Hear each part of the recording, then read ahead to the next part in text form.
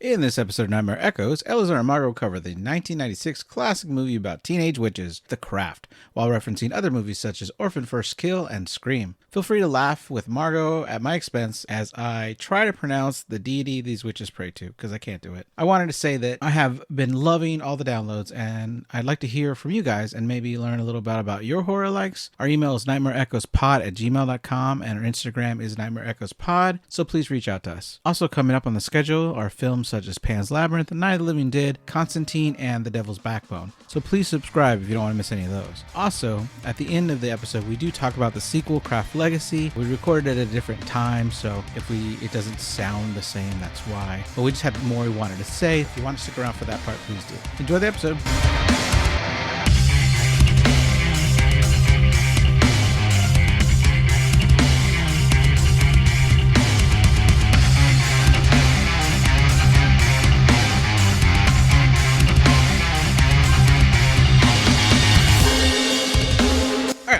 Welcome back to Nightmare Echoes. It's Monday, Margo. That means another episode of Nightmare Echoes.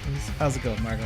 It's definitely Monday for sure. Not another day. Hello, it's me again. We always record them exactly on the moment you're hearing them. As soon as it's we're done, that it way. just goes out onto the iTunes, whatever, Spotify, whatever, wherever you grab your podcast from.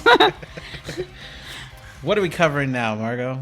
A classic, a 90s classic, The Craft. All right, The Craft. Starring Robin Tooney as Sarah, who was Empire Records and End of Days.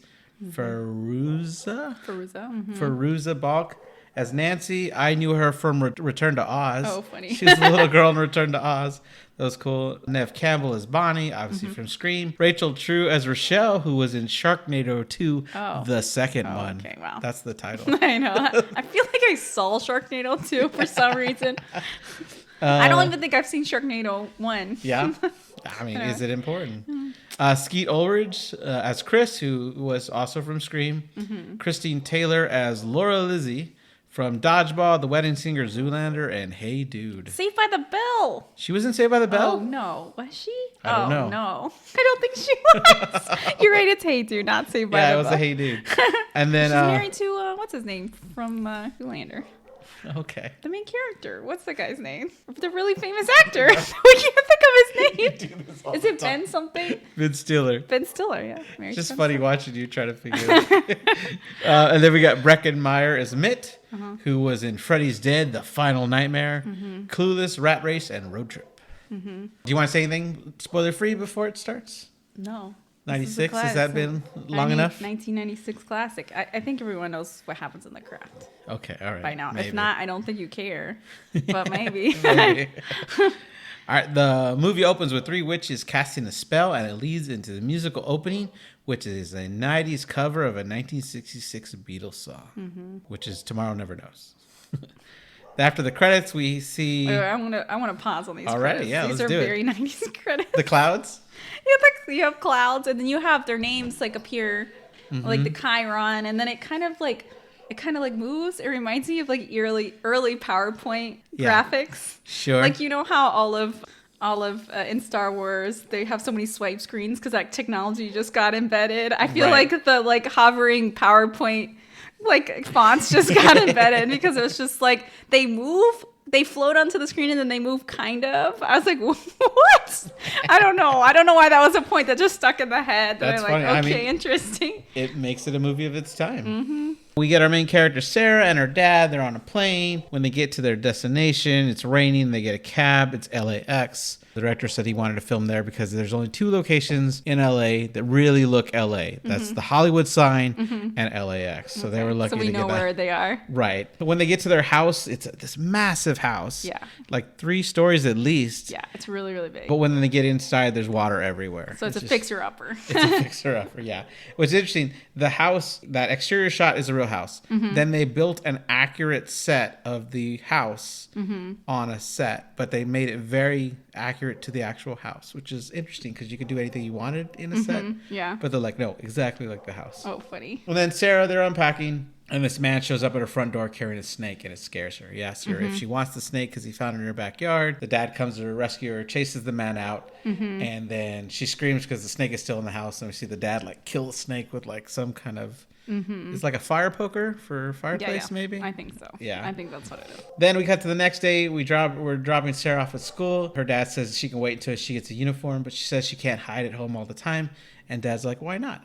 I'd love doing that. Yeah. So, yeah, it seems like her dad's nice. They have a good relationship. Sure. She goes into school, the only one not wearing a uniform, with signatures kind of as an outsider.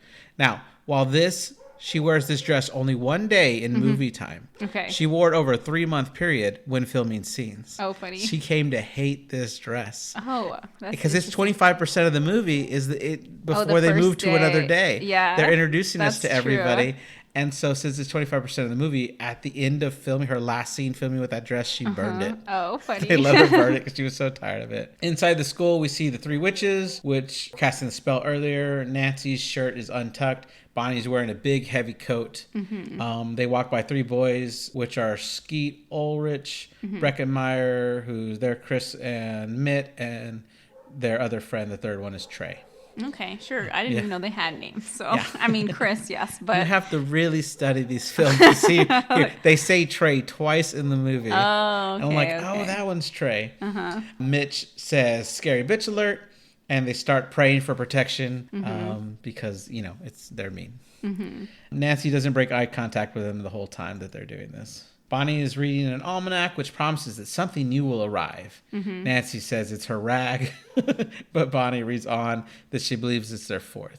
Nancy says they don't need a 4th, but Bonnie and Rochelle point out that they need someone to call the 4 corners, north, south, east, and west.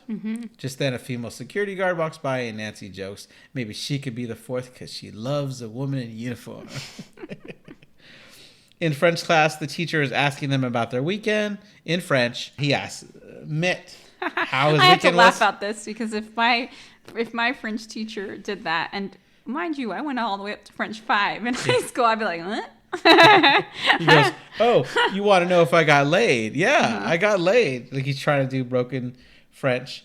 And Sarah starts speaking way better French than him. She's the new student. The teacher's really impressed by this. And Mitt's like, what is that trout sniffer saying about me? Then Mitt's like, hey, we live in California. Shouldn't we be learning Mexican? And Skeet Ulrich's character, Chris, whispers over. He goes, Spanish. Yeah, Spanish. And then we see that Sarah is spinning a pencil on her desk. And Bonnie notices that she's like floating it. Yeah. And it's like drilling into the desk. Right. It's just going. So apparently to accomplish this, there were magnets involved, but there was a man under the desk really up close to the actress, like invading her privacy space to make this trick work. The director was like, it's a little awkward, but it got the job done. Yeah, that's really funny. That's something today that would just be done by CGI, I think. Yeah, right? Exactly. Well, they did use CGI in here, but they wanted to mix practical effects when they could. But I mean, CGI was not good in the 90s, so it would have been very obvious that it was CGI. Yeah. There's definitely obvious CGI that I'll probably point out later. Oh, yeah, for sure. But when Sarah notices that Bonnie sees the pencil, she lets go of the magic. The pencil falls over. Now in biology class, Bonnie walks in to tell Nancy and Rochelle that she's here. They want to know who she's talking about, and Bonnie says it's someone to be our 4th. When Sarah comes in, she asks if she could sit with them. They don't say a word, and they just stare at her deadpan. Yeah, they have like a little personalities going on too that they're trying to show us. That Feroza Balk is like mean. Yeah. And she's like doesn't give any F's or whatever, or she's at least projecting that. Yeah. And then Nev Campbell's character is really nice and like shy. Yeah. And then I don't know what the other one's personality is. She seems nice and like she's kind of more the most normal one. I think she's the most normal one. Yeah, she's like the most normal. She dresses the most normal. She's like...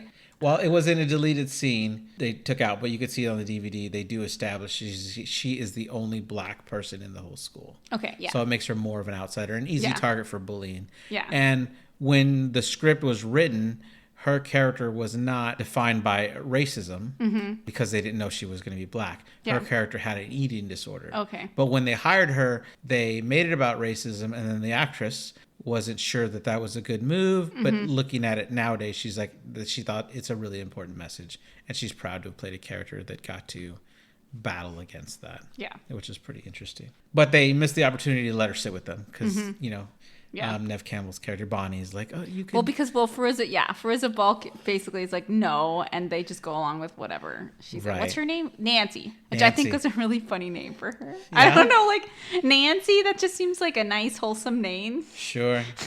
And then, and maybe it's just because I've known so much of Nev Campbell in the Scream films. Yeah. To refer to her as Bonnie this whole movie was different. Oh, what is her name in the Scream films? I don't remember. Sydney. Oh, yeah. That's Sydney Prescott. That's right.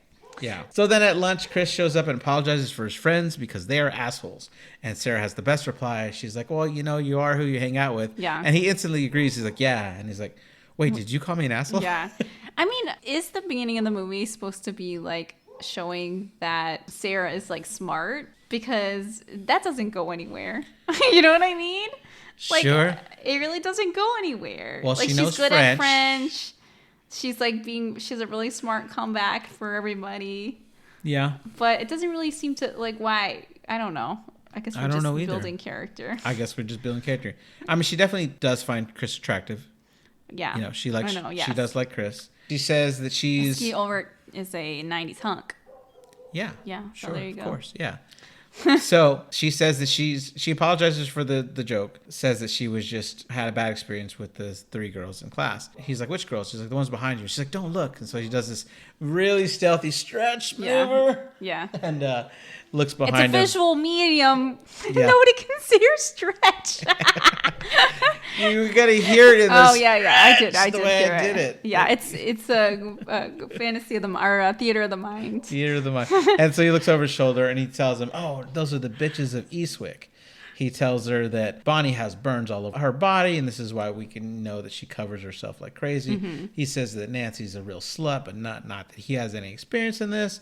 He says that they're all witches. Mm-hmm. He asks what she's doing after school, like if he's going to ask her out for a date. Mm-hmm. And she's like, oh, nothing. He's like, well, I'm busy. Mm-hmm. I got football practice, but you can come and watch me. And she's like, oh, wow, football practice. Yeah. But then we cut to after football practice. Kind of does. I mean, she's kind of like lingering, like maybe she'll do it. Yeah, and then she's just checking them out. Yeah. And then the other girls come up, and when they're doing this, the song "How Soon Is Now," which later became the theme song for Charmed. Mm-hmm. Like, I'm the sun and the air. Yeah. Which is interesting because so the co-writer of this and director, Fleming, was he wrote a script about 3 witches, mm-hmm. and he pitched this song as the theme song. Mm-hmm. The company turned it down, and then less than 2 years later, they came out with the show Charmed. Mm. And people thought for years that he was working on it because it was his idea. Yeah. And they're like, they blatantly stole it from him. Oh, wow. And it's crazy that that happens. It's so unfortunate. The 3 of them come up. They ask her out for coffee. They tell her that Chris is just a jerk, mm-hmm. and that most of the guys make their girlfriends come and watch them practice football, like if that's interesting at all. Mm-hmm. Nancy yells out, "Go long, Chris!" and he trips. It's funny because apparently the stunt people were really impressed because he was able to do that on his own. He didn't need a stunt person to fall for him. But apparently he has a theater background. Like theater people do their own stunts. Pratfalls or whatever. Right. It's not like you can get someone to sub in for you so you can do your stunt. They apologize for how they acted in biology class. When they ask her out for coffee, Sarah says that her dad's expecting her, mm-hmm. and they tell her that she can make something up. Mm-hmm. And they say that they're going to go shopping. Yeah, it's always interesting in these old-timey... I mean, it's really sad to be calling a 1996 movie old-timey, but it is. These old-timey movies in high school, because now you could just, like, text your parents, right? Or, like, call your parents. And and I'm thinking, like, when I was in high school, I think, I had a cell phone, at least by, like, junior year. I think I got one when I was 21, yeah. Well, you're older than me. So. I am older, yeah. But, yeah, so that's funny that you really couldn't just, like... call home and be like, hey, going out with the girls or whatever, but maybe have a cell phone or a payphone or whatever. I don't know. So Sarah says that she doesn't have any money to go shopping with them, and Bonnie tells them that they have a 5-finger discount. They're gonna steal from a local business, from a local woman-owned small business. Yeah. Ooh, they're evil. They're witches. Yeah, they're nice. Witches. Not nice. On the walk there, they ask why she moved. She said that San Francisco sucked, but she doesn't need a car here. They say that everywhere sucks. And then they notice the scars on her wrist, And Bonnie points out that she did it the right way. And Yeah. Nancy's like, punk rock, which apparently was ad-libbed. The director says he didn't get it, but it seemed like everybody else did, so he left it in. That's right. And yeah, so she tried to commit suicide. Right, and then Rochelle's like, how do you know the right way? And she's like, shut up. Yeah. like, oh, man. It's awkward. And they get to this occult shop, and the occult shop's woman that runs it, her name is Lirio. Okay, sure. Just so because you don't know is names. That it? I don't remember. Lirio. Okay. Lirio. Wait, what? Lirio. Lirio. Lirio. Yeah. That's her first name? That's her. Or her only name? That's the only name she gets. Okay, interesting. Right. When we walk in, she's doing a spell on a candle, it looks like. And Bonnie asks Sarah to steal a book, and Sarah says no. Bonnie tells her that everything in nature steals, and Sarah says that's different because that is for survival. I have to say that Sarah doesn't seem to cave to peer pressure, but then sometimes she does. Sure. But yeah, she has no problem being just like, no, I'm not doing that. Yeah, no, I'm not stealing. Yeah. Yeah, she seems to have some morals. Yeah. Which is good. Sarah tries to go explore the back curtain, and that's where the shop owner comes around and tells her that area is not for her. She notices the ring, and it says it was your mother's, and confirms that it's true. Sarah has her mom's ring. Sarah has her mom's ring, and Sarah confirms that is true. And then she asks Sarah if she's going to pay for that book she was holding. She says she is, and Lirio replies that she's not like her friends. Mm-hmm. On the way to the register, Sarah grabs some candles, and Lirio asks her if she knows how to use them. Mm-hmm. And Sarah says, yeah, you light the wick. And she says, oh, there's rules. Red is for love. And she goes, actually, here's a book to do it. And she picks up one more book, and she tells her it's $20. And so she said she had no money, but now she has $20 to pay for the thing. Isn't this book called The Craft? She gives her a book called The Craft. Yes. That's right. Yeah. Hence the movie title. They actually had these books produced for them. Oh, funny. All the books that were in there. Uh-huh. And interestingly... They didn't just go to... Oh... No one's going to know what I'm talking about. I was going to say they're not going to just go to their high school library to grab it. This is a callback, or depending on when these episodes it's a callback. It's a callback to Jennifer's Body. Because in Jennifer's Body, they had, spoiler alert, they had an occult section in their small town high school library. A very robust occult section. Very informative. That's awesome. Yeah.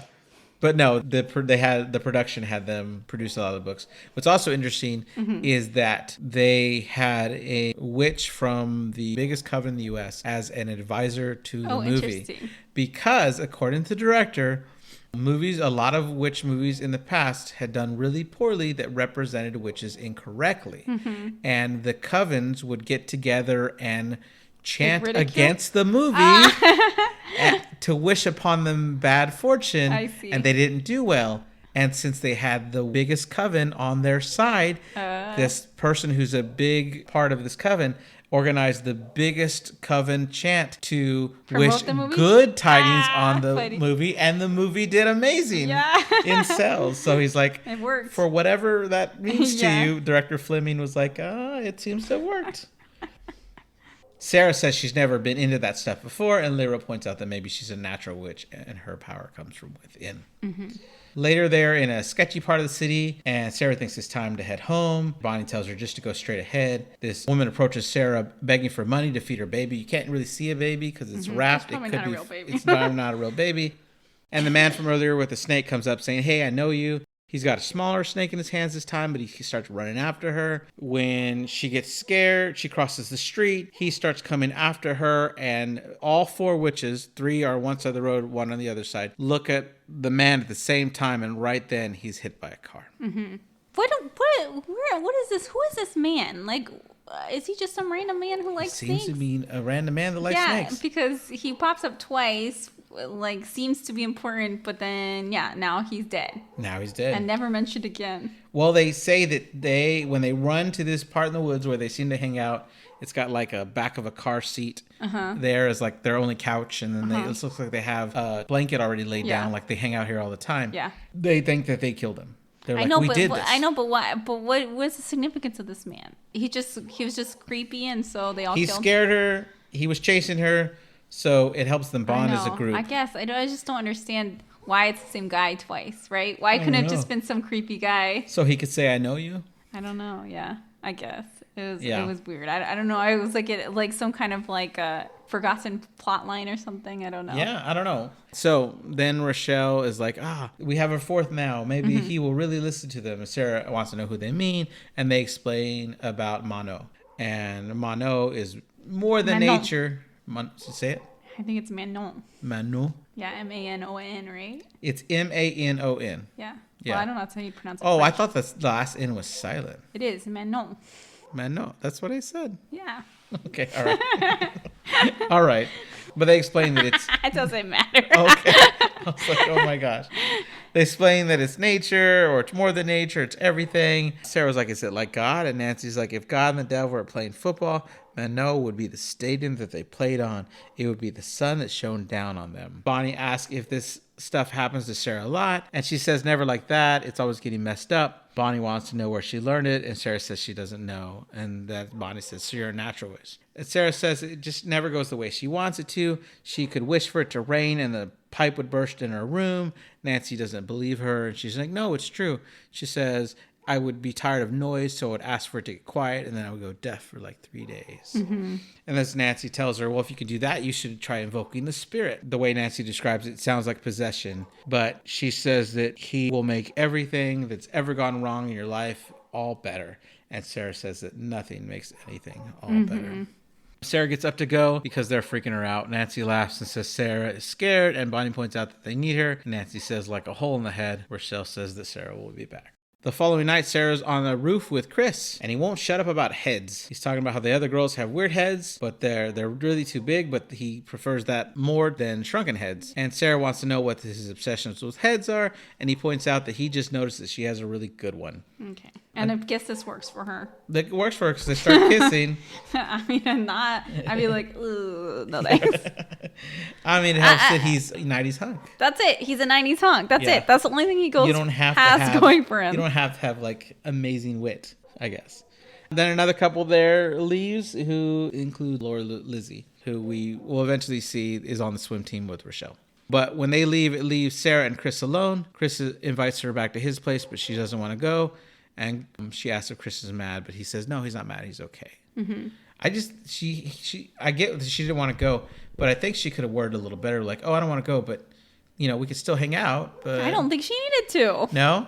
No, Well, I thought she was plenty nice how she said it. Yeah, no, it just sucks for her what happened the next day, which is not her fault. Okay, but obviously what happened is he wanted her to come back and have sex with her, Yeah. and she didn't want to. Yeah. And that was clear, and that's what happened. Yeah, and so that's it why he wasn't got like mad. that his feelings for her because she didn't want to hang out with him. That wasn't the issue. He was a jerk. Yeah. Okay. All right. The next day in biology class, the three girls come to ask Sarah how her date with Chris went. They tell her that Chris went around to the whole school that says that they did have sex and that Sarah was the worst lay he's ever had. And that coming from him means a lot. And then we look up to the front, we see Laura Lizzie and her friends up at the front of the class laughing at her because she was there the night before that they saw it. So Sarah goes to confront Chris at his locker and Mitt runs interference, but she goes right through him. She asks why he lied, and he makes a very dramatic scene. He's like, look, I don't want to go out with you again. And she yells, fuck you. She leaves with watery eyes, and Mitt says, she's going to cry, then I'm going to cry, and we're all going to cry. Yeah, they're jerks. They're jerks. Interestingly, they were going for a PG rating, or PG-13 rating. Okay. And they're allowed one non-sexual fuck. Okay. Like to say fuck in a non-sexual way. So right? that was it. But when they took it to the MPA, they go, oh, no, it's a teenage movie about witchcraft. Yeah. You're getting R no matter how much you cut out of this movie. So they could have cursed a lot So more. they were like, had we known that before, Yeah. we would have said it a lot more. Yeah. Which is interesting. Yeah. Oopsies. All right, then we get to the swimming pool. Rochelle's on the diving board, and she seems to be struggling to dive. The moment she finally does, Laura Lizzie yells shark, and this messes up her dive. Yeah. She looked Which sucks. false. They couldn't find a stunt person that was a diver. So they hired a girl from a local school that was on the diving team, and she was shocked that they wanted her to do a bad dive, and they made her do it 17 times. Oh, no. Like, they kept refilming. It was like, no, we Yeah. want you to do a backflip. We need you Yeah. to fall over. Yeah. And she had trouble doing a bad Like she kept dive. by muscle memory doing a good dive. Right. Oh, So funny. she had to it was hard for her to Yeah. mess up that, which I just thought was so funny. Do you think while you were mid dive, somebody yelling at you would you even register? Maybe. I don't know. I'm not a diver. I'm not either. I feel like it wouldn't. but Yeah. whatever. It's fine. It's a movie. Who cares? Then back in the locker room, Laura Lizzie continues her verbal abuse by saying she found she first says it's a pubic hair and then goes, it's one of Rochelle's nappy hairs. Rochelle goes up to her and confronts her and saying, what don't you like about me? And she says, oh, you want to know? She's like, yeah, I really want to know. And then she uses some altered version of the N-word, which I still don't want to say. Yeah, I think that's for the best. Right? Yeah. And then she's like, to let her know this, man. How did you feel about this overt racism in this movie? Like, do you think it was as shocking in 1996 as it was? Yeah, I mean, I didn't remember it. I mean, I remembered her being racist, but I don't remember how bad it was. Yeah. And it was like almost, it was pretty shocking to me. I'm like, whoa. Yeah. I mean, it's just as much where we see that Chris is a jerk. Yeah. And anything bad that's going to happen to him, we feel like, okay, he's going to deserve whatever happens to them. Yeah, I get. Yeah. Like, For sure, we're supposed to think she's a bad person. Yeah, exactly. But I'm just like, whoa. Like, I don't think you would see this obviously you wouldn't see this in a movie today. If they were being racist, it wouldn't be as overt because you just can't get away with that, right? As she says in the locker room and all her friends like laugh. Sure. Yeah. That's crazy. Yeah, you're right. But yeah, she basically outright says, I don't like you because you're black, but in a worse way. Yeah, exactly. Then we cut to Bonnie at the hospital. They're talking through that she's going to get a new form of gene therapy, which is non-invasive but very painful, which sounds invasive to me. Yeah. I mean, like it's a needle jabbing through her body like a million times. It's what I thought is that she only has the like burns or whatever on her back, so who cares? That's what I thought. Yeah. But I guess again, this is like a fake fictional character, and also, in high school, I guess you would be very sensitive to that, right? Yeah. And it's, back in the 90s, we don't have like body positivity and stuff that we do today. Sure. Yeah. It's hard to watch though. She could scream. Yeah. When she screams, it's a real scream. I was thinking there's absolutely no way you get me to do that. Absolutely no way. I would just be like, nah, I'm good. Yeah. Well, they glued the scars onto her. Yeah. No needle really poked her body. That was prosthetic. Yeah. But they said it was actually really painful to get it off when they needed to get it off. Like peeling off a Band-Aid? Yeah. Aww. So in that scene where they're like moving it away, it still hurt her to do it, which is interesting. Sarah at her home. It's a dark, stormy night, and she's remembering cutting her wrist. Mm-hmm. Then we see Nancy's home life, which is really weird. Her mom's a drunk. Her name's Grace. And she lives in a trailer park too. Right. It's storming like crazy. Mm-hmm. And Grace is yelling at her husband, who is Nancy's stepfather, for not paying the electricity bill. Mm-hmm. And he's like, it's a storm, Grace. Yeah. The lights are off because of the storm. Did you get this was kind of like mirroring Sarah's situation? Where they had like, because Sarah comes, parents. Yeah, and Sarah comes in to her huge house and it's like leaking, and they just, but her parents are so nice. Like they might not be like mega rich, although they're going to like a private school. This is what I didn't quite understand. Like I guess everyone's rich, and then I guess but how's Firuza Balk going there? She could have gotten a scholarship. Yeah, I guess she's scholarship, but they don't make any point to say that she's like super smart, really academic, anything like that. But maybe we just have to assume that. Yeah, maybe. I don't know. So Sarah has a stepmom who seems really nice and that she likes. Sarah's house is like really big, and now Firuza Balk is going home. Nancy is going home, and her house is also leaking. Right. But yeah, her mom's is whatever, but her stepdad's about to be pervy.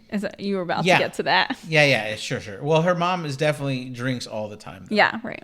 Yeah. Okay, so then and the next day we have a different class where we have a nun as the teacher, and the three girls are telling Sarah they're going on a road trip, and then the nun gets mad. They're like, to quiet them because they're not supposed to be talking because they're taking a quiz. Mm-hmm.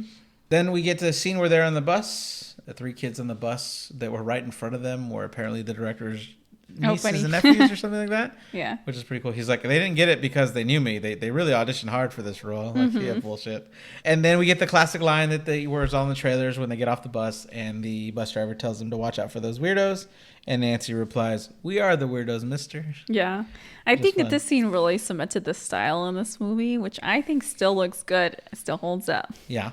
It's great 90s style, some but not so great. But this is like very good. I feel like you put those outfits on anybody today and it would still look cool. Yeah. And they all have like their very separate styles. Yeah, completely.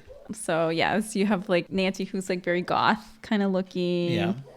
And then Bonnie, is that Bonnie? Nephew? Mm-hmm. That's Nephew. Yeah. So she's kind of, she wears kind of black too, but she's like very covered up. Yeah. Because of the scars or whatever. And then Rochelle is like more kind of like traditional, like popular kind of outfit. Right.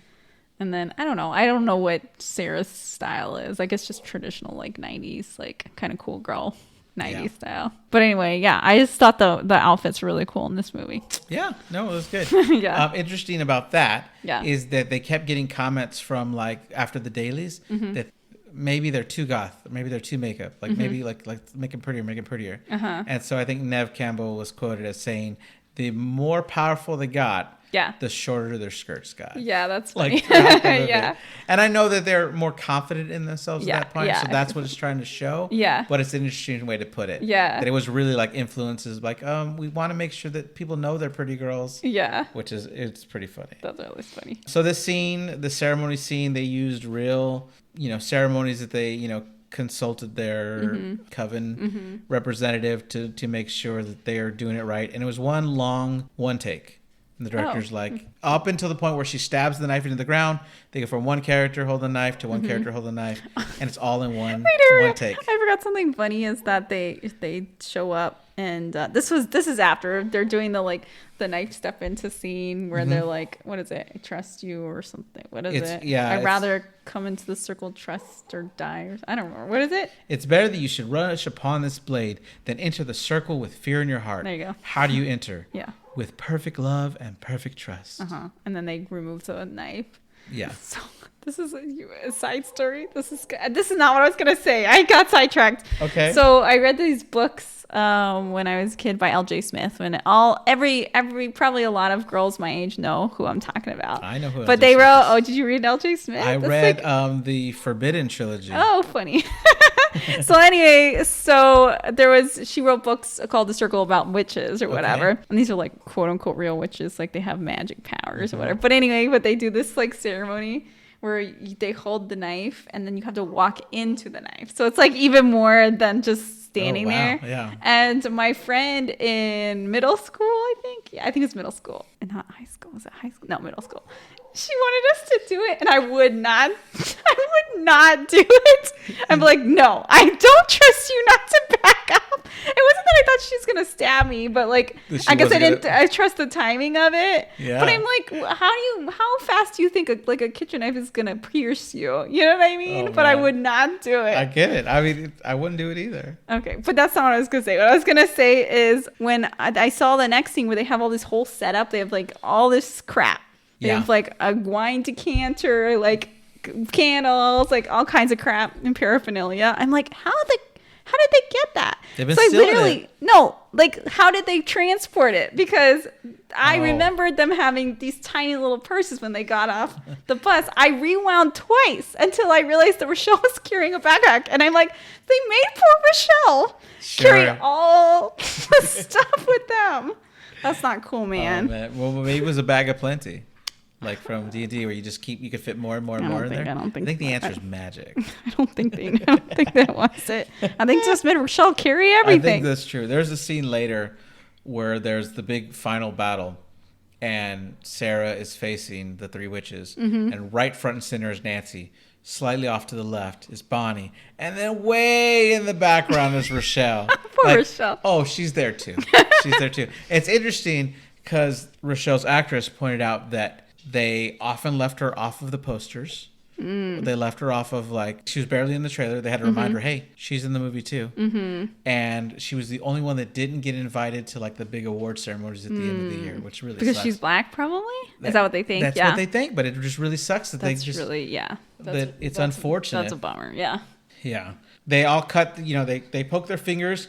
The director wanted his finger to be the finger poked, and they all freaked out. They're like, no, insurance. They didn't know the real rules, but he couldn't. So they had to build a prosthetic and use fake blood. And he's so he in the commentary, he wanted fans to know, I wanted to bleed for this movie. They wouldn't let me. They wouldn't let me bleed for this movie, which is pretty funny. And then they cut their fingers. They put the blood in this chalice, which has I guess, other liquid in it. It had wine in it, yeah. Right, yeah. And so they're drinking it.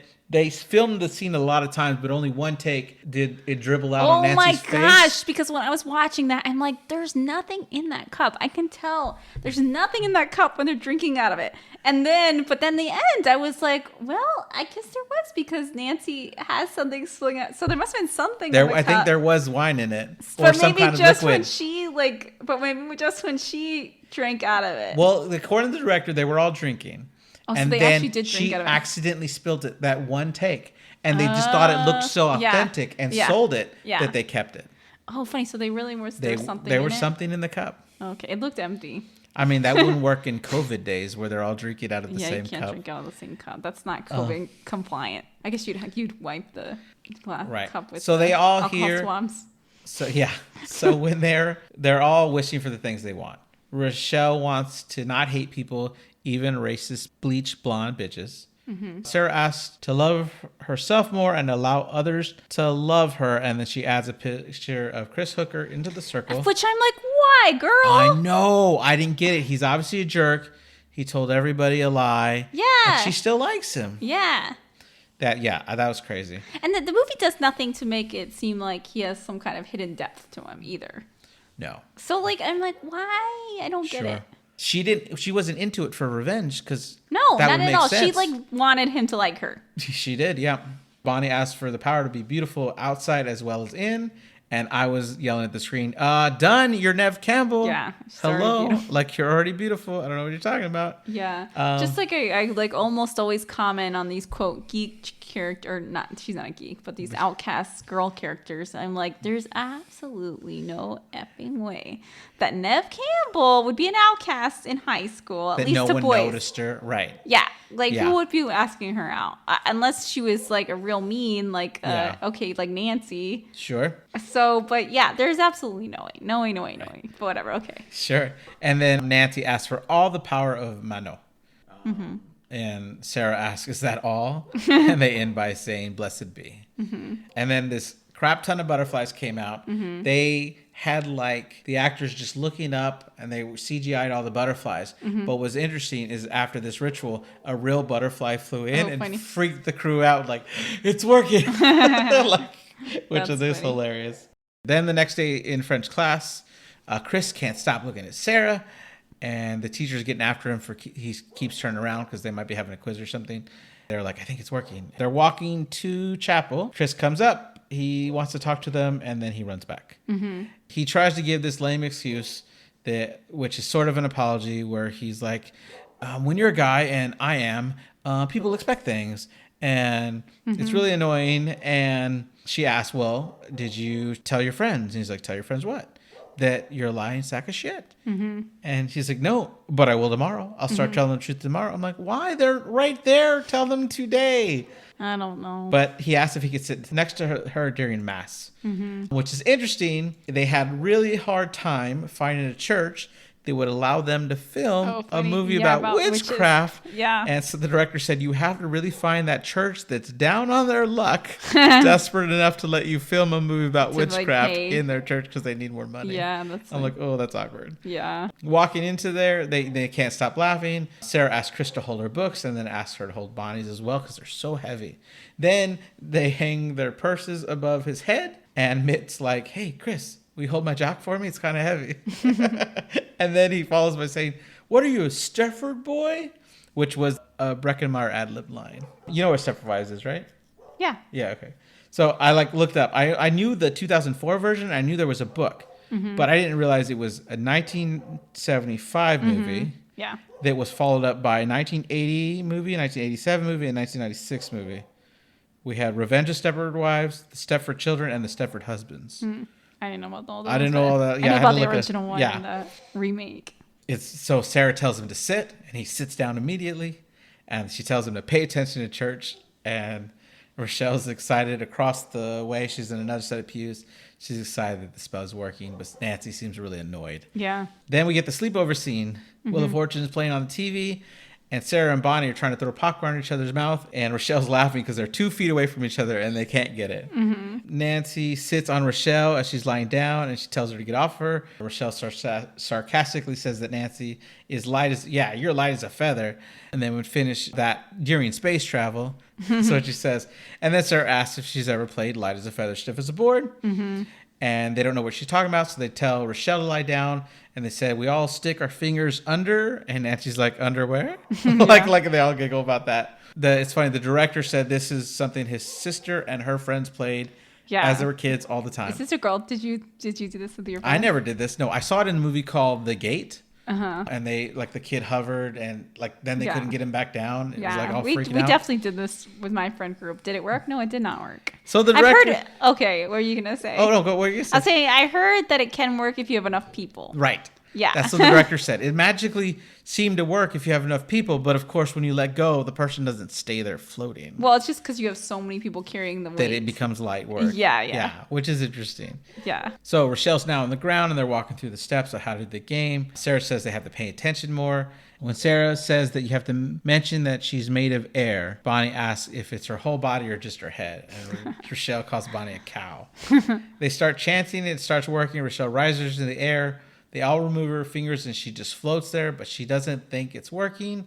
When she opens her eyes, she doesn't know how to get down. She says, you whoa. could probably just step down. But whatever. Well, she's not that high. Yeah. I know. She does, I guess. Sarah tells her to shut up, you're going to fall. The camera pans around so that we can see that it's there's nothing holding her up. Nothing holding her up. She was lying on a platform and it was a metal pole, and they digitally removed it all. That's how they did the trick. But it looked pretty cool. Yeah. When the mother opens the door, she hits the ground. The mother asks if they're getting high, which I thought was a cool play on words because they all start laughing. And then Rochelle's like, "You have to try it," which apparently was an ad-lib line because when I guess they still dropped her, and she thought it was fun. Yeah, like you got to try it. Yeah. Then we get a montage scene here. They're making plans with their books at lunchtime. Yeah, I liked all the scenes where they're being friends. Right. They have a scene where they're watching Bewitched. Yeah. They're walking through school looking all happy. Yeah. And when Sarah passes Laura Lizzie in the hall, she rips a strand of hair out of her head. And Laura Lizzie's like, hey, you pulled my hair out. And she goes, oh, I thought I saw a bug. They make shampoo for that, And Laura Lizzie calls her a stupid bitch. Then we see a scene where Sarah is using that strand of hair and she's braiding it into Rochelle's hair. And Rochelle asks what's going to happen to her. She says nothing if she's nice to you. And they also mention that the root's not blonde so that they know that she's, a fake blonde. Yeah. Rochelle asks about the picture of Sarah's mom. She tells her that her mom died during childbirth. Bonnie is topless, but she's holding a blanket over her. Nancy is performing a spell on her back, praying that her back gets better. Bonnie is asking Mano to take her scars away. At the pool, Laura Lizzie has just dived and Rochelle's up next. Laura Lizzie tells Rochelle not to hit her head on the board, and the teacher actually steps in and tells her to put a lid on it. Yeah. So I thought it was pretty cool. Yeah. As Laura Lizzie takes off her swimming cap, clumps of hair come with it, and Laura Lizzie fills her head, and it looks like a bald spot, and it also looks infected. It looked kind of gross. Yeah, it looks gross, yeah.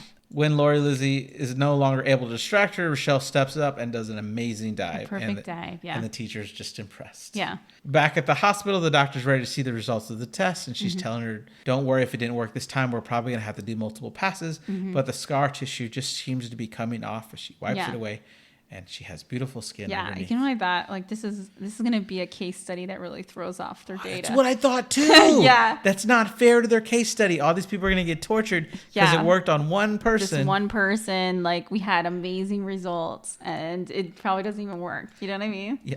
This is a tangent. There's a new horror movie that came out of Ireland called Double Blind. And it's about a double blind study where all these people are giving these study drugs and apparently they have all these horrible side effects and they're trying to keep them awake, and then they realize that if they let them sleep they die a horrible death. Oh. And so now they're all stuck, not able to sleep, and I don't know what happens in the movie because I'm excited about it though. So there's a tangent. In class, Mitt is telling his friends that, hey, you have to stop that or you're going to go blind. And he goes, oh, will I also get hairy palms?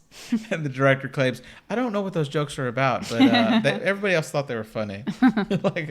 Then the girls are wondering if this is the day that Bonnie comes back. Just then she does does come in, and the teacher's like, hey, class started at this time. She's like, oh, my pedicure ran late. And she takes off her coat, and she's like showing a lot more skin. And then like Mitt straps and Trey notice her for the first time Yeah. ever. Yeah. And it's like, hi, how you doing? And Yeah. she's embarrassed from the attention. Yeah. Which is funny. Now, on the school lawn, Rochelle and Bonnie are giving Sarah all this credit for their improved lives, and Nancy's not happy about it. Yeah. So Nancy runs off. Rochelle says that Nancy's upset because her spell isn't working, and they asked her what the spell was, and she said she was praying that she wouldn't be poor white trash anymore. And Rochelle told her, you're white, honey. Just deal with it. This is where the director said, like, really signified the last time we saw all four of them together. After this, it was never like they were never all four in the same shot for the rest of the movie. We see Nancy praying over candles. When she comes out of her room, her stepfather is trying to see through her bathrobe. Like, this is where, like you mentioned, he's kind of pervy. Yeah. Nancy's mother, Grace, she's like, you're supposed to be a father to that girl. And he says, I'm not her father. Her father's that guy that paid you $50 for a quick bang in the back seat. And so she's like, she like hits him. And then he freaks out saying, don't you ever touch me. And she's scared thinking she's about to get hit. And Nancy yells, stop. Right behind her, the fire ignites up. I think the microwave explodes. And then all of a sudden, her stepfather, whose name is Ray, I found out in this scene. Okay, sure. He starts having a heart Ray. attack. And then they're in the ambulance on the way to riding with him. And then we cut to them meeting a man over Ray's life insurance policy. He died. He dead. Right? He done dead. He did. As a result of his death, they're getting $175,000, which is something like $360,000 in So I today's also looked money. this up because they were going bananas over that sum of money. Sure. Now I realized these were like poor people. Yeah. Right. Sure. You have like no money. Yeah. Right. Even $175,000 today would be life changing. I mean, it would be life changing for us too. Yeah. but I'm just like they acted like he said $1 million. Like This they kept is true. repeating the amount like it was an unbelievable amount. And I'm like, it's gotta be so much more than it is today. Yeah. Well, today, like this it's So I was like, okay, 360,000 today. like 360,000. All right, that's a good amount. Like, Sure. you can like buy a house with that, especially in the 90s. Like, Yeah. and they buy a condo, but like Right. like They you, keep calling it their apartment, though. yeah, They might not be smart. They might be just renting. renting. Oh no, well, Right? I don't know what to say. That's not good. I know. But yeah. So like, because I was like $175,000. I mean, yeah, that's a good chunk of change, but Yeah. it's not unbelievable. Yeah. But yeah, I could pay off a house with that. Oh yeah, We have 360,000. Sure. yeah. All right, so then we cut to the three girls walking up. They are wearing more black than normal because it's like they're mourning him, and for some reason Nancy's wearing a beret in this Yeah, scene. I also was like, what? Yeah, but she takes it off as soon as they get inside the apartment. Grace is really excited about her jukebox. This is another one long shot. They get in, and people are doing different things in the scene. Two of the girls go over to the jukebox, and the camera pans over. She's all excited about this jukebox. They have two pieces of furniture in the whole living room, a couch, and a jukebox. Right. But it is a beautiful apartment. They have It is. wall to ceiling windows. Wall to ceiling. No. Floor to ceiling windows. Yeah, I didn't even think it was wrong when you said it. And the jukebox only plays Connie Francis, and the girls have no idea who Connie Francis is. I don't know who Connie Francis is. I don't. yeah. It was playing the song at the Yeah, moment. It was okay, Connie yeah. Francis, apparently. Nancy calls them to the room, and Grace is there with a drink, and she's like, "Come on, let's party." And they're like, it seems like Nancy's still embarrassed by her mom. Then they look up in books on glamour. Sarah goes first, and she changes her eye color, and no one's impressed. They're like, eye contacts can do that. So then she wants something bigger, so she puts her hands over her hair, and her hair changes to blonde. And then when she shakes it out, the hair returns to normal. Rochelle wants to be a blonde, and Bonnie's like, no, not a good idea. And Nancy says she wants a smaller ass. This effect was not that successful in my... Do you know how they did it? No. So, do you know that this whole movie she was wearing a wig? No. Okay. That explains a lot, though. Yeah, it does, right? So, in Empire Records, do you see Empire Records? Yeah. She has a shaved head. Right, yeah. So she was already hired for this role, shaved her head for Empire Records, Oh, so she showed up had to to the wear- set, and yeah. she had to show a wig. Now, according to director Fleming, the actress thought it was showed real commitment to shave her head for a movie, Yeah. but she did not understand the real commitment that had to be showing up an hour early every day to glue a wig to your hair. Yeah. Or to your head. And they had to refilm a lot of shots when the wig just looked bad. Mm-hmm. But the only benefit from it, even because the whole movie, I thought her hair just looked so bad. Yeah, it looked weird. Yeah. It looked weird the whole movie. Or like off a little bit. Yeah. So is that they, in this scene, can make it work by they glued on a neon green wig onto her head. Yeah. Now, he says, normally I can't think anybody can pull that off. But he thought actually she looked really good with the neon green hair. Yeah. But because they filmed this whole scene with her wearing a neon green wig, they just, like a green screen, changed the color to whatever color they wanted. They could have made it look rainbow. Yeah, yeah. So it definitely looked, in the like old-timey green screen when there's like a line around, you know what I mean? It definitely, like, when you're like playing like a video game and you can tell what items you can interact with because they're slightly different. They have like a little border. Yeah, like it's like slightly a different like look. That's how her hair looked like when they did that effect to me. Like, yeah, completely. You could tell that her hair was CGI, which was funny. All right, so then we have a scene where Sarah's laying in bed and she starts hear Chris calling out to her. He says she didn't answer the phone. She's like, it's 3 a.m. Chris is ready to move in together. Yeah. He thinks that's the next. Yeah. And then he says he loves her. He can't sleep anymore. He's never loved anyone except for his mom or maybe a little puppy he had once. Sarah tells him to go home.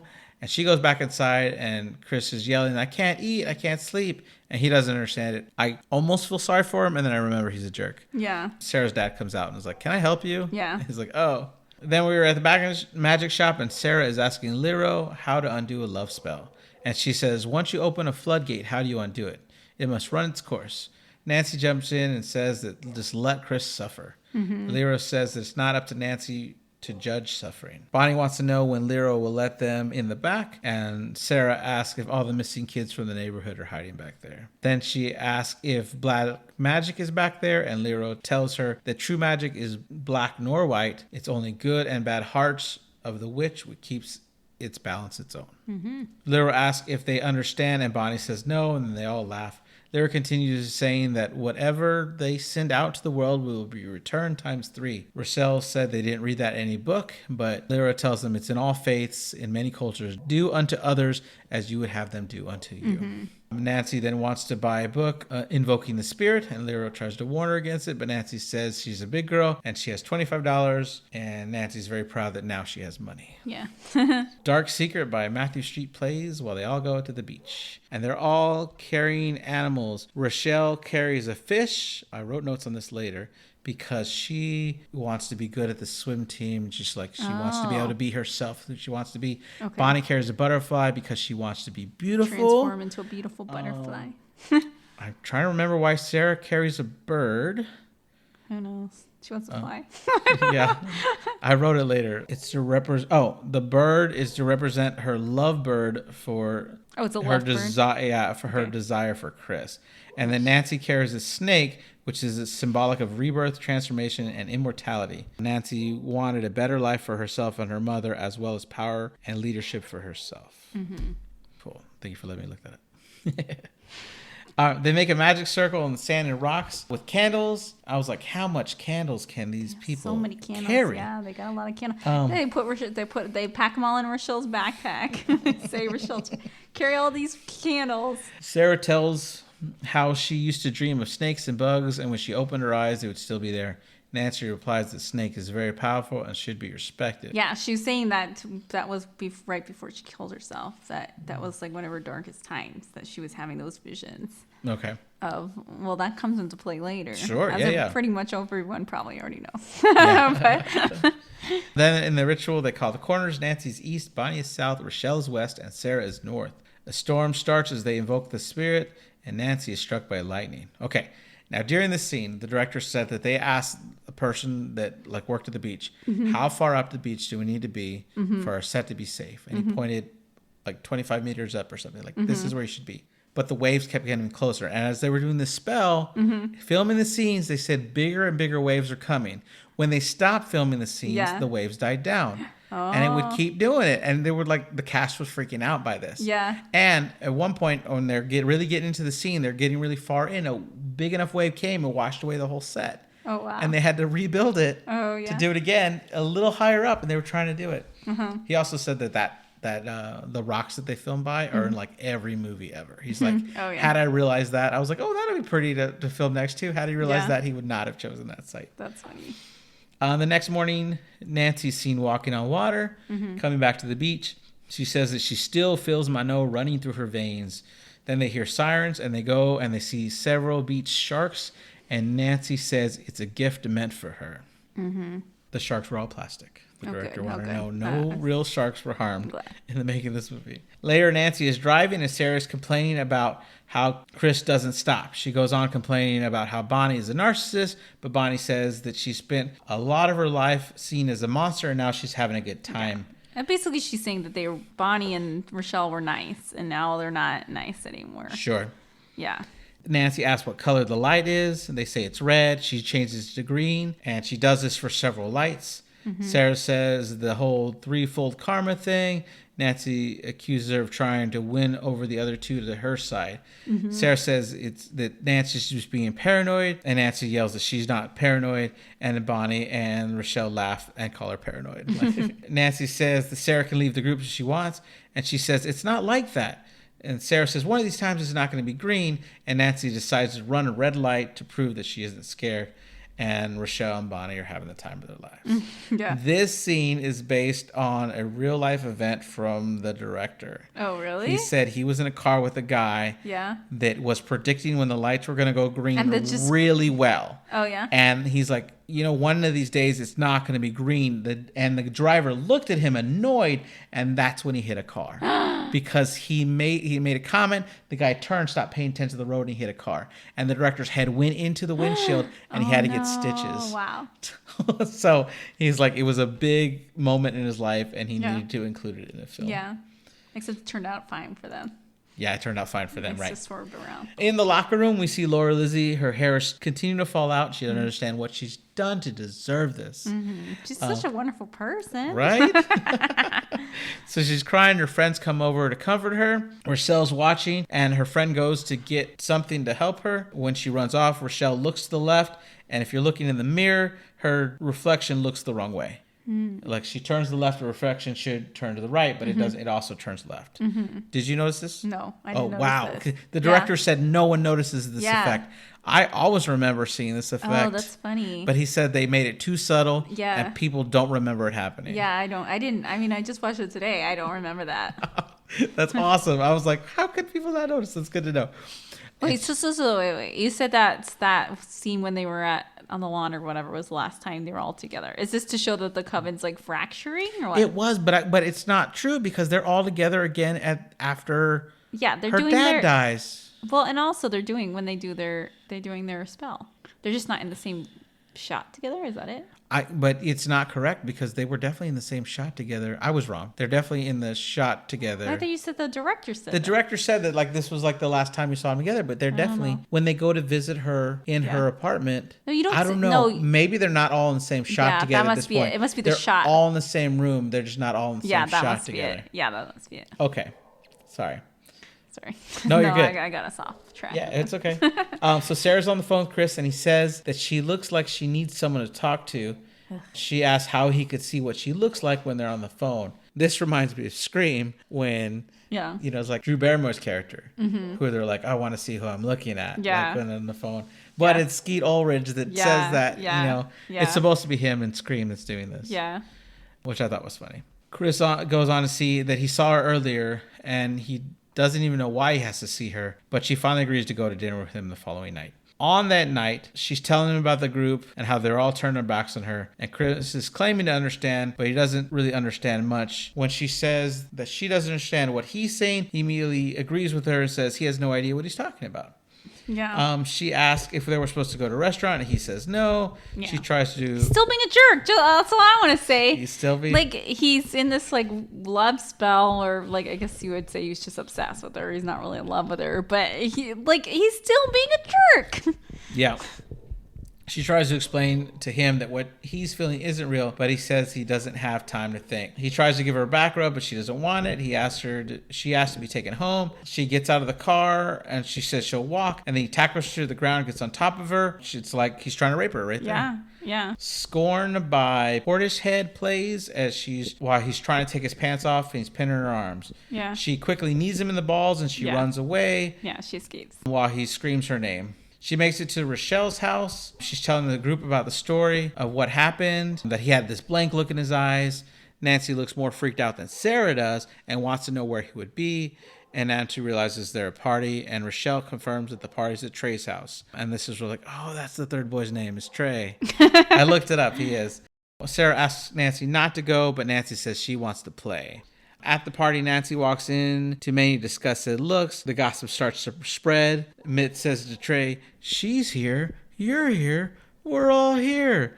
I never noticed that until this time watching it. I was like, oh, because it's like his line earlier. Oh, I don't remember that. Remember the line earlier where he's like, she cries, then I cry, and we all cry. Okay, and so he's like, she's here, you're here, we're all here. Okay. Apparently, Breckenmeyer had like 2 lines in the original script, but he kept making everybody laugh by ad-libbing that the director kept giving more lines to him, that's which is hilarious. Chris runs up to ask if Sarah's with her. He follows her upstairs to a bedroom. Once there, he's confused. When he lays in the bed, Nancy gets on top of him, saying that they once had some really good times, and he says he's been trying to forget it. He shoves her away, and she starts to cry, and then she uses glamour to change into Sarah right in front of him.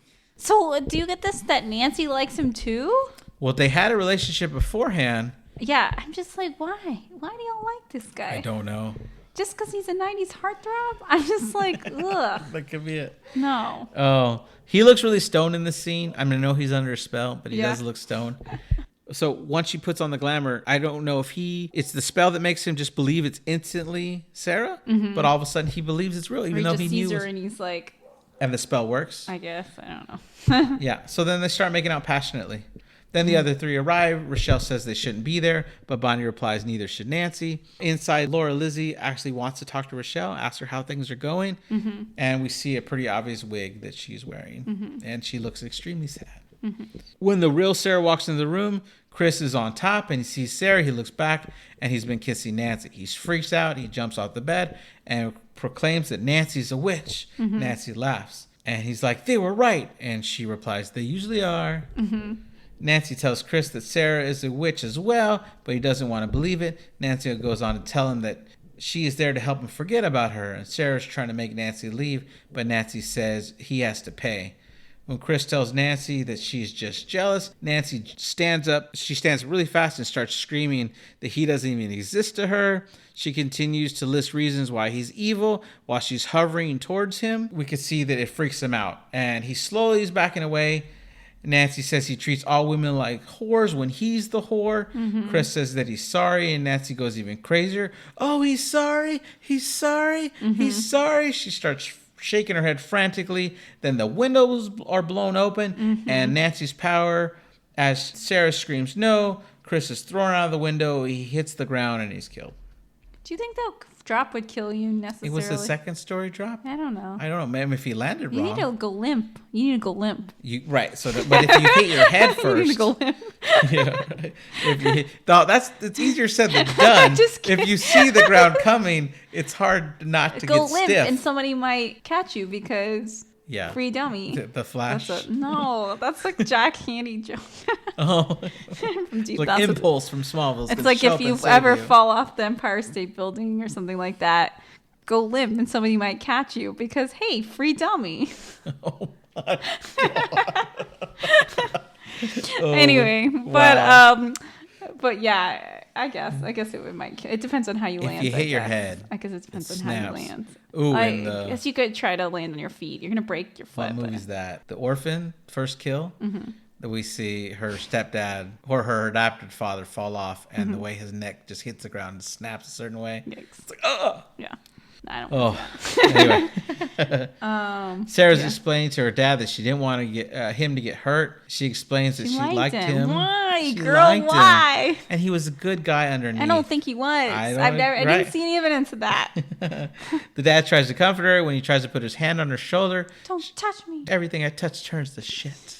Sarah is on her balcony cutting Nancy out of a picture of the 4 girls. Mm-hmm. And she's performing a binding ritual on Nancy. Mm-hmm. Says, I bind you from doing harm, Nancy. Harm against other people and harm against yourself. She repeats it over and over as she wraps ribbon around the picture. She had like a spool of like ribbon that like you use to wrap presents. Sure. It's like, you know what I mean? Like the curly ribbon. She had like a whole spool of it. Yeah. Like, why does she need so much ribbon? I don't know. Like, are they like, I don't know. Who knows how much you're going to need? Just use this whole spool. Not even like a fancy ribbon. No. A gift wrapping ribbon. I just found that funny. I don't know. So this is where we get the bathroom scene where the 3 girls have turned against her. The door bolt opens by itself, and then the 3 girls are there saying they've been looking all over for her. Sarah says that the police were at her house, but she didn't tell them anything. And Nancy asks, then why does Sarah want to leave the circle? Sarah says she never said that. Nancy tells her she doesn't have to because she can read her thoughts now. Mm-hmm. Sarah tells her that people are dead. Chris is dead. Ray is dead. And I'm like, you forgot about the snake guy. Yeah, that's right. We don't care about him. They don't care about it. Nancy says they all deserved it. And Sarah says, fine, I'm out then. And they say that they don't need a 4th, and Sarah might want to think about leaving the school. That's what Nancy says. That Bonnie adds, or the city, and Rochelle adds, or the planet. I don't know why. I guess they're just following the leader, but I was like, I don't know why Bonnie and Rochelle are so against Sarah. I think Nancy just has so much power that they might be scared of her. Over them. Or they're used to her being the power, like leading the group, I guess. Sure. Nancy asks Sarah to not put any more spells on her. Nancy tells her that in the old days, if a witch betrayed the coven, they would kill her. Nancy says bye with a smile. Rochelle says sweet dreams, and Bonnie asks, how have you been sleeping? That night, Sarah rushes to the magic shop to ask Lero for help. Sarah catches her up on the situation while she's crying. Lero takes her into embrace and leads her to the forbidden back room. There we see a big circled star on the ground, and she says that this temple was built in the place of power. Lero tells Sarah that her mother was a witch, and Sarah says she didn't know. She tells Sarah that she can defend herself, but she needs to surrender herself to a higher power. And she tells her to invoke the spirit. As they start the ritual, a magic boom runs through the shop, and Sarah runs off, and Lero tries to call her back. Like, no, don't get scared, come back. Sarah runs home. She's calling for her dad and Ginny, and they're not there. When the phone rings, Nancy tells her that her parents flew to San Francisco because they thought she ran away to home. And then they tell her to turn on the TV, and it looks like the plane that her parents took has crashed, and the news reports there are no survivors. Mm-hmm. Sarah runs out of the house, but she sees the area is infested with snakes. Mm-hmm. She runs back inside to see that they're now blocking every exit. She hides in the bathroom, but snakes keep coming. Snakes and bugs and rats. Mm-hmm. Maggots. Ugh, the roaches were really what got me. I'm like, yay. So while the roaches were not harmed in the making of the movie, they were bred for the movie, and they were bred sterile. So they could not breed afterwards. So they could not infest the set. Oh, funny. Because they would then forever have a roach problem. I guess that's a problem. Oh, yeah. That's crazy. Yeah. But they used 3,000 snakes in this movie. Oh, wow. The stinks wouldn't have bothered me that much. The cockroaches. No. Well, the one on her face that happens in a little bit was CGI. Yeah. The director's like, I wouldn't do that to an actress. That's just gross. Yeah.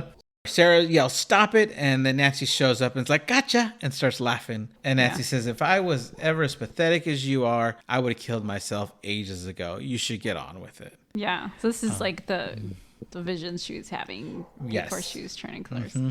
Nancy turns on the shower and then runs off. As Sarah leaves the bathrooms, there's no snakes anywhere. Mm-hmm. Downstairs, Sarah asks about her dad and Ginny, and Nancy says that Sarah will be seeing them soon because she's going to kill herself tonight. Sarah says they won't, and Nancy is surprised, and the 3 witches start floating in the air. Nancy starts listing off reasons why Sarah would. She blames Sarah for Chris's death and then says that she killed her own mom before she was born, and that's something that even Nancy didn't have the power to do. Yeah. Rochelle then asks why Sarah isn't using magic against them, and Nancy screams is because Sarah is weak. Mm-hmm. The 3 start chanting, now is the end, let her go in peace. And as they continue, a suicide note hits the floor in Sarah's handwriting. Yeah, I don't know. This is like peer pressure gone amok because It is. It's like Bonnie, cyberbullying, but no. But I'm saying Bonnie and Rochelle to go along with this. Sure. I'm like that's like doesn't go along with what their character was this whole movie. you think the magic is just changing them? I don't know.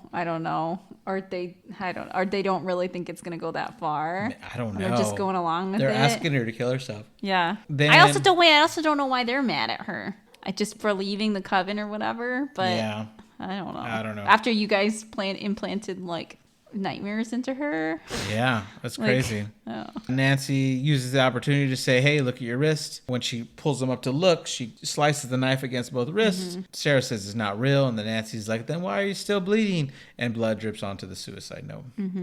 Nancy tells her to run like the coward she is, and when she does, she screams that she's so pathetic. She grabs a towel to cover her cuts, and Sarah sees the picture of her mother. Downstairs, Nancy tells Rochelle to go upstairs and see what's happening, and Rochelle protests, saying that they've gone too far. Yeah. Nancy threatens to slit her throat if she doesn't go, and Bonnie jumps up to take so Rochelle. maybe they're scared of her. I think they are. And she takes them upstairs to protect Rochelle from Nancy. Sarah's now lying on the floor, and she starts invoking the spirit. When Sarah hears Rochelle and Bonnie coming up the stairs, she switches to chanting, by the power of 3 times 3, make them see, make them see. Rochelle tells Bonnie to look in the mirror, and Rochelle's hair is falling out and it looks like Laura Lizzie's hair, with Bonnie's scars coming back with a vengeance all over her face. Now, Rochelle, I get, she made sense. Her spell made someone else's hair fall out. Yeah. So coming back times 3 would make her hair fall out faster. Yeah. But Bonnie just made someone look beautiful. Well, herself. But yeah. But why is that coming back Yeah. treat others yourself? Oh, if I can make others look beautiful, I would. guess if you would think about it, she'd look even more beautiful. Yeah, right? Yeah, I don't know. I thought Whatever. that That didn't quite make sense. But yeah, that's the thing. Bonnie never does anything to hurt anybody until now. Yeah, exactly. She's like acting. Yeah, she's acting like a little like full of herself or whatever. But like that's understandable. But Sure. Bonnie's the one that I'm like. She was so nice the whole movie, and now she's cool to try to like make one of her friends commit suicide. No, not even murder one of her friends. Yeah, it's crazy. Yeah. So this mirror scares them off, and they run out of the house. Nancy calls after them, want to know what's happening. Sarah continues to evoke the spirit, and then we see a picture of her mother start to animate. In the picture, her hair is like flying in the photo. Wind is coming. She takes this hat off. Her mother looks at her and tells her to reach inside herself for power. She continues to invoke the spirit while the storm gets even stronger outside. The doors to her balcony burst open, and we see the wounds in her wrist start to heal. Nancy's walking upstairs and starts to call Sarah. Nancy's looking around the room. When she faces the mirror, she sees her own reflection, but she turns around. Her reflection in the mirror slowly turns to Sarah, who turns around, reaches out of the mirror, grabs her, scares the shit out of her. It is a good effect. And she steps out of the mirror, and Nancy's freaking out. Sarah's like, oh, did I frighten you, Nancy? I'm sorry. Yeah. It was awesome. I loved it. And Sarah tells her that Mana came to her, saved her, and they gave her a message. Every time What did I say? I'm just joking. Do you know that? There's like a meme about saying croissant, and somebody said croissant. Okay. That's how I feel like I'm doing to you. Okay. Manon. Right. Do you want to read the notes? No, I'm just joking. Continue. All right. Sarah tells her that the spirit came to her, saved her life, and gave a message to her. You're in deep shit. Just then, the bugs start crawling over Nancy's face. She goes on to say that Nancy's abused the power that she was given, and now she has to pay the price. And bugs keep coming out of her sleeves. Yeah. It's pretty gross. And then Sarah's like, hey, hands turn to the snakes. And then her hair turns to snakes. Yeah. It's pretty crazy. Yeah, but the cockroaches, that would have got me. I'm like, no, I'm out. If I would have ran away. Sarah mentions that Bonnie and Rochelle left without saying goodbye, and that's just bad manners. Nancy screams, and it all disappears. And Sarah tells her to relax because it's only magic. And then Sarah asks, now who's pathetic? Sarah starts apologizing. Nancy starts apologizing in a begging-like tone. She says it all got out of hand and she won't play games anymore. Sarah is glad that Nancy is sorry, and Nancy says she's going to go. And Sarah says one last thing and starts to cast the binding spell again. Nancy asks her to wait. Then she asks her to wait again. She asks her to stop. And then she pulls out a knife and starts attacking. Yeah. The wind pushes so hard that they fly against the wall, and they're fighting like they're levitating, like gravity is switched 90 degrees. Nancy keeps yelling repeatedly, screaming that she's going to kill her. I'll kill you! Yeah, it was crazy. This dresser comes. Nancy jumps out of the way, and it looks like it smashes Sarah. And then when Nancy goes looking through the rubble to find it, she finds only her clothes, which are lying flat on the ground. And Nancy's line here is tricky, tricky, tricky. And when she lifts up her hand, grab the knife down in the clothes, Sarah reappears into her clothes, does a double kick to her chest, sends her flying across the room. I like that. Into and a mirror. Like reanimates in her clothes or whatever. It's so cool. The director was trying to explain this effect to so many people, and they couldn't see it. They couldn't see his vision. Yeah. So when it finally came to life, people were like, "Oh, that's what you meant." Nancy flies across the room, crashes into a mirror. It smashes, and she goes to the ground. And then Sarah continues the binding. She finished the binding spell. Right. Some days later, Bonnie and Rochelle show up to ask Sarah how she's doing. Sarah says she's good. She's much better because she can sleep at night now. Rochelle says they want to apologize and they felt really bad. And Sarah says, "Oh, what, for trying to kill me?" Bonnie jumps in to say, that they never thought it would go that far. Just then, Sarah's father walks by and they have a little exchange. Yeah, so her parents were fine. Right. They added this scene because people were worried about the parents. Funny. Like, did they really die? They killed the parents and you let the other two live? Rochelle tells them that the whole plane crash thing was a glamour. It was funny. It was a practical joke. Yeah. And Sarah goes, "Oh, funny." Yeah. Bonnie says she wants to know if Sarah has any powers anymore because they don't. Sarah says that she doesn't. Bonnie says if they want to hang out or just call the corners. And Sarah tells them, "Oh, maybe. Just hold your breath until I call." Yeah. Which is awesome. As they're walking away, Rochelle whispers that she probably doesn't have any powers anyway, and then they both laugh. And then Sarah turns around. As she concentrates, the wind starts blowing. She makes a storm. The girls turn back. Mm-hmm. Lightning hits a big part of a tree, which severs it, disconnects it from the tree, and they have to dive out of the way so they don't get crushed by the tree. As they look back, with worried look on their faces, Sarah tells them to be careful because they don't want to end up like Nancy. Mm-hmm. Then we cut to Nancy tied to a bed, and she's screaming while a nurse gives her a shot of something. Mm-hmm. She's screaming that he gave me power and that I could fly. Haldol. No, I don't know. I'm just kidding. Oh, maybe.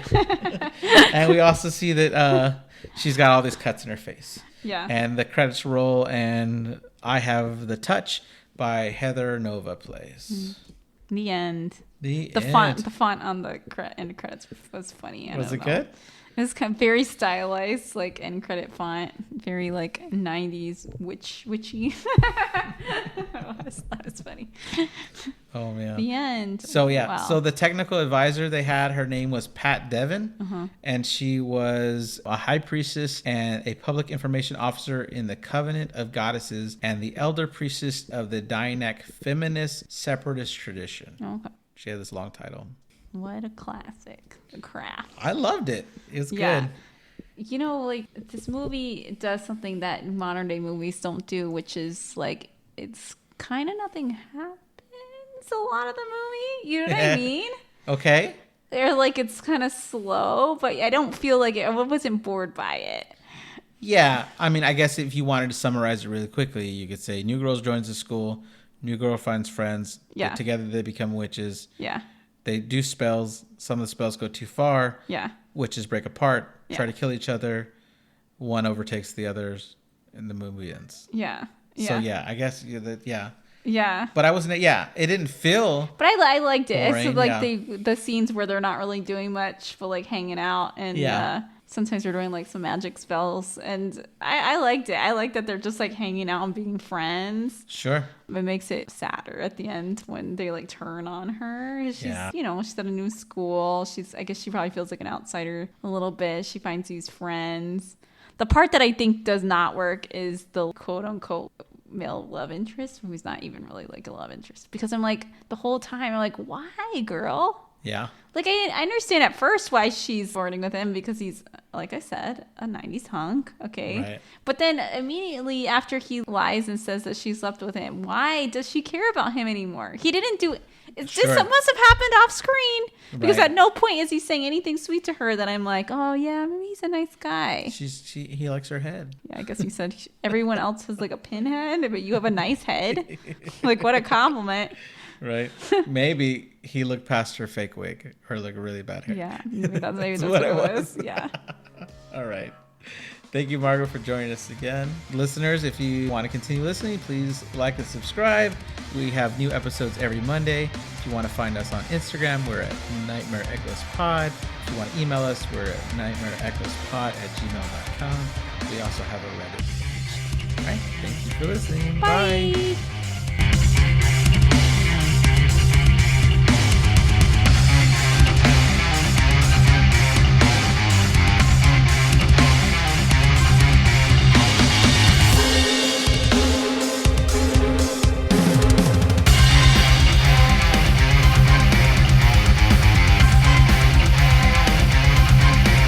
You have one more thing you want to talk about the craft? Oh yeah. Did you notice every time they like put their hands up in the air to do like spells? What's her name? The main character. Is it Sarah? Yeah. Sarah. Every time Sarah like really half-asses it. Yeah. She like puts her hands up and is like, ugh. Like, I don't know if she's trying to show she's not into it, or maybe the actress didn't want to do the real spell. I don't know what that was about, but maybe she's so natural at magic that she can half-ass it and it works fine. I don't know.